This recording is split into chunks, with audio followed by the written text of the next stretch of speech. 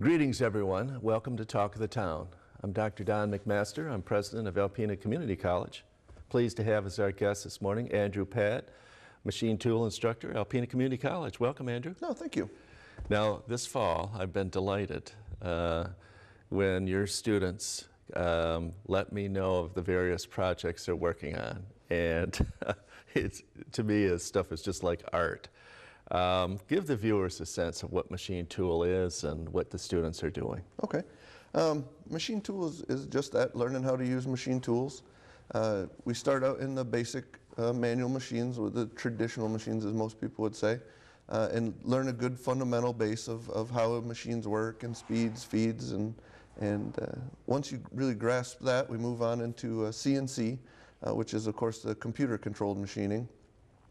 We learn the basis of that, and then students really take off and they kind of do whatever their passion was. So this year we had a lot of steam engines were built, and keychains and statues and models, and it was really, once they really grasped the concept, it was hard to hold them back and keep them into one area. But so that's why we had so many different projects going on. The one I recollect all those, and the one I appreciated most was, or enjoyed most, was the little replica of the Stanley Cup. Yes. With the ascending, everyone kind of knows what the cup looks like, and then it's got the big bowl, and then but the inscribed are the names of the students on it.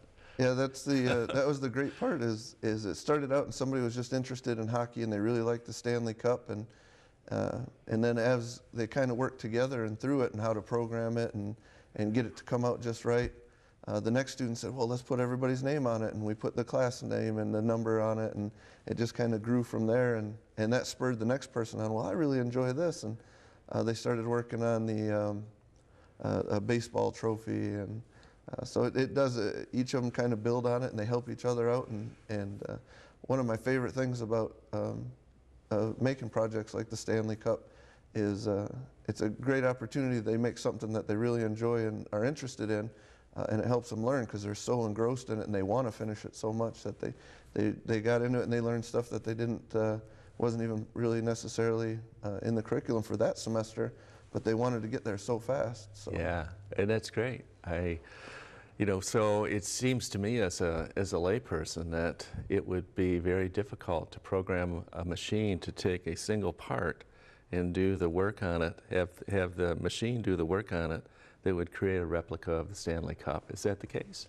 That's not actually the case at all anymore. A lot of people have the misconception that there's lots of math and numbers and codes and lots of memorization, and it's just not like that anymore. With the computer programs that we use, even a first semester student took that and was able to learn that within months, and had that program completed within, I think he did that in under 2 weeks, from concept to actual finished product. Because it as we know, technology nowadays, it has become almost point and click. There's no more typing line by line of code. It's now bring up a window and it shows you a picture and it just asks, what are these dimensions? You put it in and the computer does the hard work for you, so to speak. Yeah, that's amazing. I think if folks haven't seen some of the machines you're talking about, some of the higher end CNC machines you have in your program, they would be amazed to see the flexibility and really how that works. Very interesting. Yes, we've been blessed this last year, coming up this next year, for the machines that we do have. We're getting new machines all the time.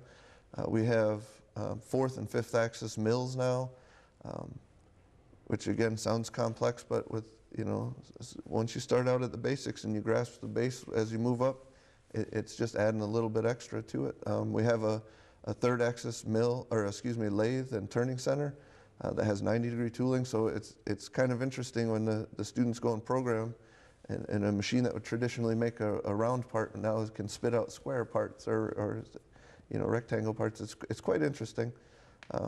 And like I said, we keep adding to the program. The shop is constantly in a state of flux with machines coming in and going out. So it is quite an exciting time now.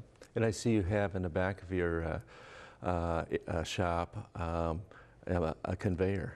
which from ESI. ESI did donate a great conveyor. We're adding a new systems class, and it'll be initially it'll be part of the millwright program. So we'll have real-world experience with how do we program PLCs to physically make this conveyor operate the way we want, and that's a huge, again, with technology in places like Amazon, and they have these sortation systems, and they need folks to come work on them. So, and that's locally here too. We're fortunate to have one of our largest employers. That's the line that they make is Conveyors. Absolutely, yep, and they need these folks to do this exact thing: program and build and design, and there's a huge opportunity there, not only local but everywhere. So, yes, ESI's donation of that conveyor was huge to the program. Yeah, and we want to thank them for that. The last piece, we've got about a minute left. I'd be curious if you were to describe the job opportunities for graduates of your program, and also the skill set that a student might come to your program with that would allow them to excel in that field. To come to the program, you don't need anything really more than an interest. There's nothing special you need. You can walk in the door and we can send you out prepared. The job opportunity is huge, and in our program, not only do you do CNC or machining, but you'll get CAD experience and CAM experience and some welding and fabrication, and there's such a wide variety. My students have gone to all different types. I can't just say they're just machinists, because while a good share of them are, some of them have went into programming or design or other avenues like that.